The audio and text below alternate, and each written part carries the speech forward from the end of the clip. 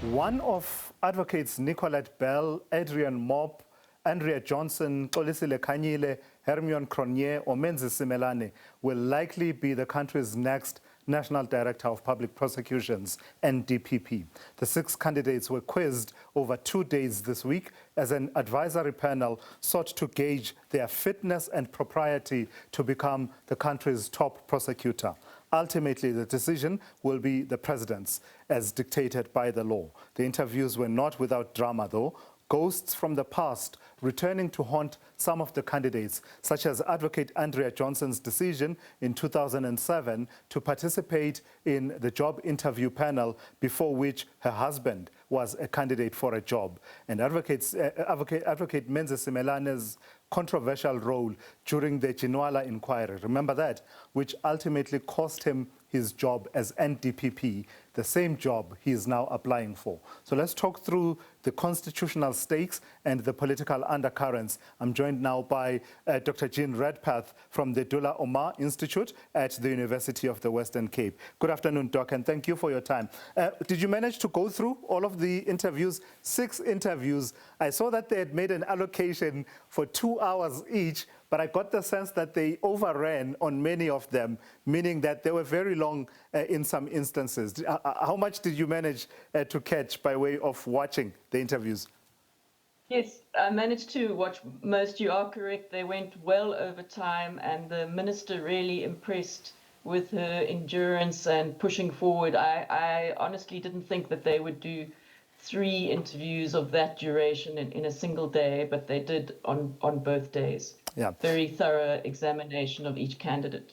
Let's talk about the field of candidates. It's important, isn't it, to go back and remember that this is a decision where the president could easily have woken up on the day of the expiry of Shamila Batoyi's tenure, woken up and given us a name and said, I've decided in terms of the law to name this person. But he's chosen for the second time running to make it a public process, with the result that we get a sense of those in consideration.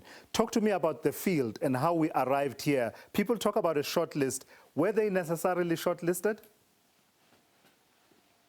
Yes, so, one concern that has been raised by not only the Dula Omar Institute, but some other people, is the insertion of a requirement by the panel into the legislative requirements. So the legislative requirements for an NDPP are only that the person be a fit and proper person and that they have right of appearance in all the courts of South Africa.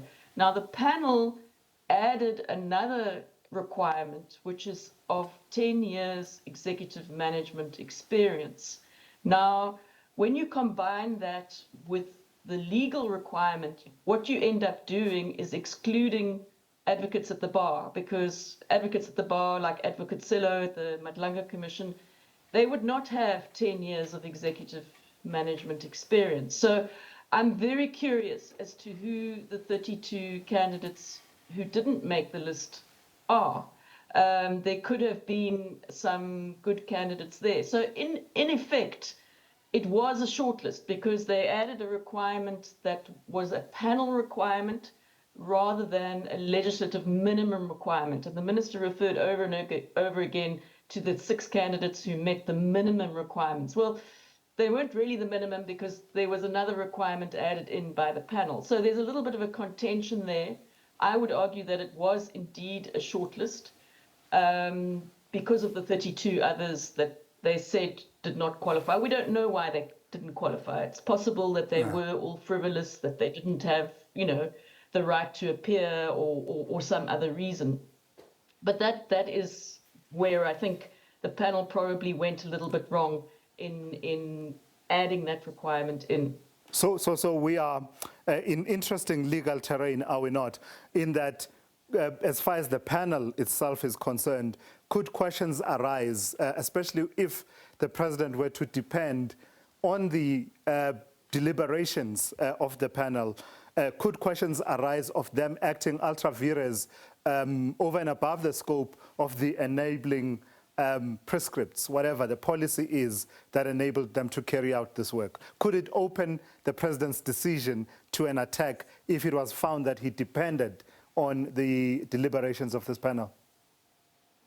Yeah, so there is an argument. So the Constitution just says that the president must, as head of the national executive, must appoint the national director. Now, we know that the constitutional lawyers tell us that that means at least you must consult your executive. So we don't know if he's done that.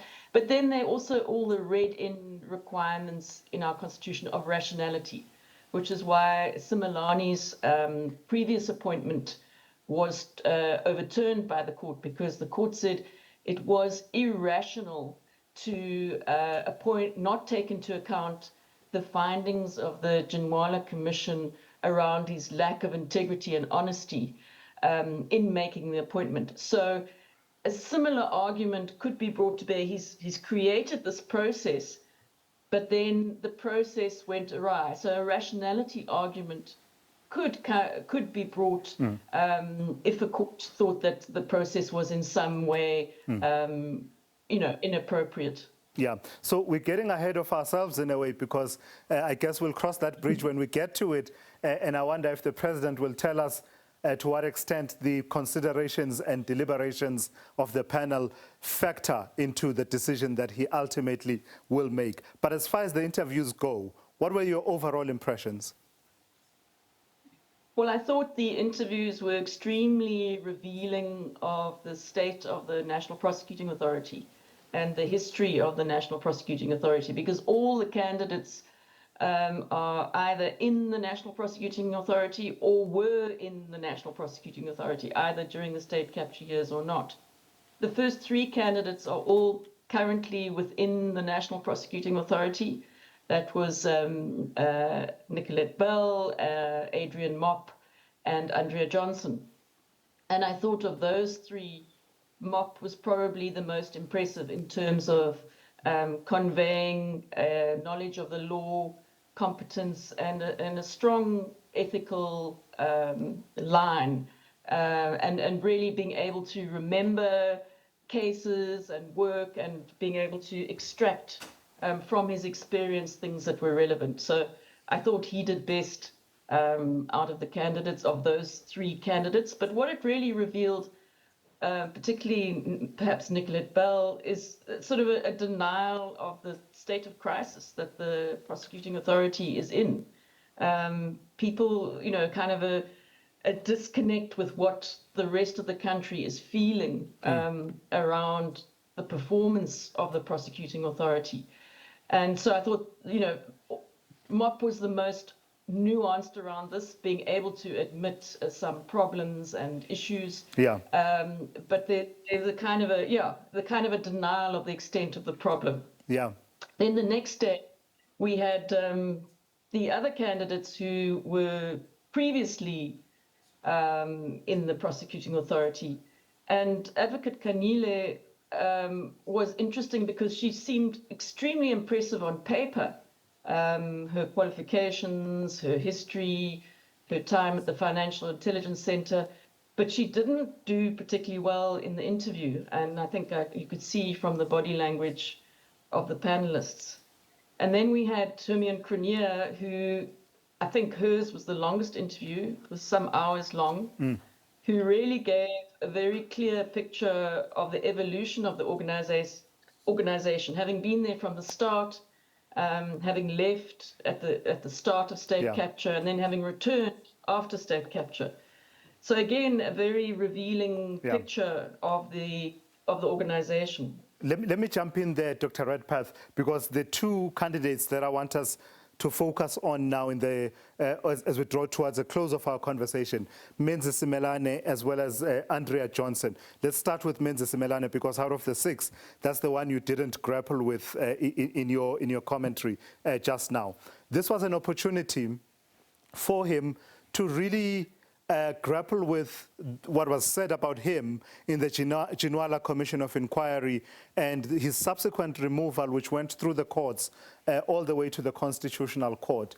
What did you make of the extent to which he was able to deal with it? And also importantly for me, I guess, if his appointment by a president in the country, Jacob Zuma, was found to be irrational and constitutionally invalid and unlawful, could he be appointed Could a president make the same decision and it survives scrutiny? Well, I don't think so. I think, being a fit and proper person is something that the courts have opined on in various judgments. And it's the totality of your history. Just because it was more than 10 years ago doesn't mean that we no longer take it into account. So if it was irrational in 2010, it's going to be irrational again now to not take into account that history. And he was quite blatant about some of the decisions that he took,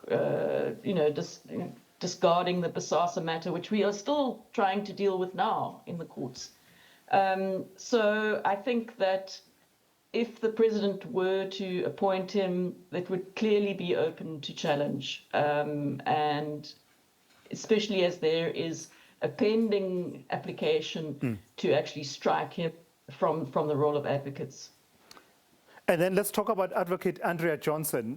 Her issue has to do with a decision in 2007, serving in a panel, doing interviews for a job for which one of the applicants was her husband. And as far as I've heard, the explanation is that she says she recused herself from interviewing her husband, but she was still part of the panel, the broader panel that did the interviews.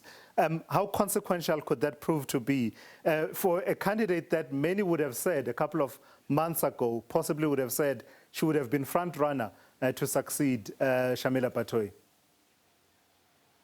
I think that she didn't score her husband, and it was for the panel constituted as a whole to, as she said, to say to her, this is not okay.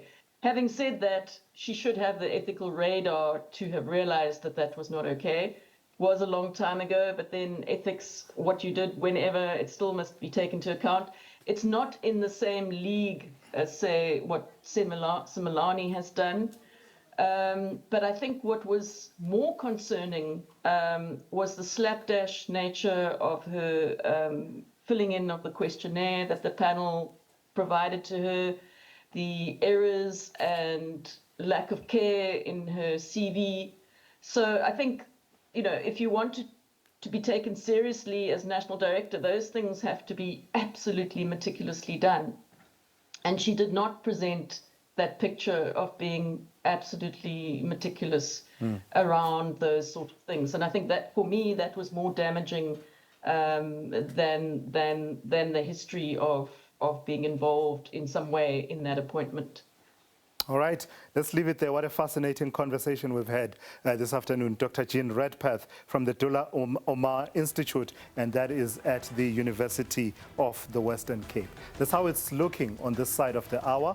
On the other side, I'll be in conversation right at the start with Minister of International Relations and Cooperation, Ronald Lamula, and we'll be reflecting on some of the key developments in international relations this year and the path ahead as far as South Africa's role on the international stage.